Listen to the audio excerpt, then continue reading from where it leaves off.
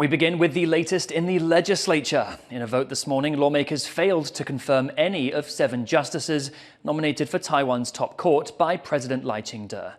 The court will remain with only 8 of 15 seats filled, potentially paralysing the court following controversial changes to the law passed last week. Our reporter Tiffany Wong is following this story for us live at the legislature. Tiffany, can you tell us about the results here today? Hi, Reese. Well, it's been quite the turn of events here today. This morning, we were expecting one of the nominees to be approved by the legislature, but it turns out that none of them have gone through. Now, this morning, the smaller opposition, Taiwan People's Party, said that they would throw their support behind one of the nominees, leaving that nominee unclear.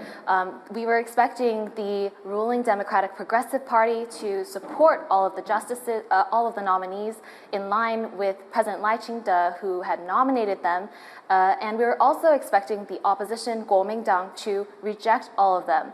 But it turns out that the one nominee that the Taiwan People's Party supported is the one nominee that the Democratic Progressive Party has actually rejected, meaning that none of them have passed that 57 vote threshold needed to be confirmed. Now, it's unclear why the DPP has rejected Liu Ching-yi, who is the head of a Graduate Institute of National Development at the country's top university.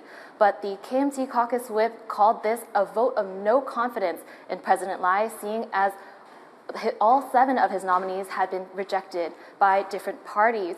Now, these nominees had faced intense questioning in their confirmation hearings, especially by KMT and TPP lawmakers on the topic of the death penalty. The Constitutional Court had recently ruled limiting the scope of its use, but public opinion polls show that 80% of people in Taiwan still support the use of capital punishment. And the KMT themselves cited this as one of the reasons why they did vote against all of these nominees. And it seems like in those confirmation hearings, the nominees were unable to convince a majority of the lawmakers that they were fit to serve on this court. So there are only still 8 justices sitting on the court out of a maximum 15.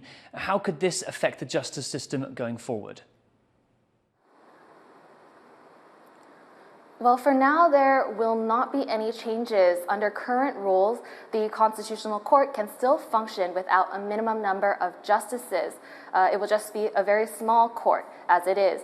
But recent amendments that have been passed could change that. Now, these amendments have not yet been signed into law by President Lai Ching-te, but if they go into effect, this would require 10 justices sitting to hear court cases and 9 of them to make a ruling on constitutionality. And any of those open seats would have to be filled within 2 months.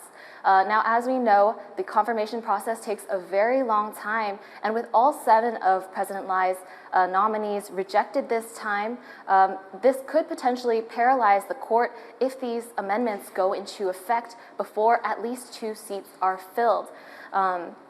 Now, we're unsure whether President Lai will nominate a whole new slate of nominees to the court, or if he'll try to push forward some of these that were rejected today once again. But either way, it looks like it's going to be a very long battle ahead to get that court back to full capacity.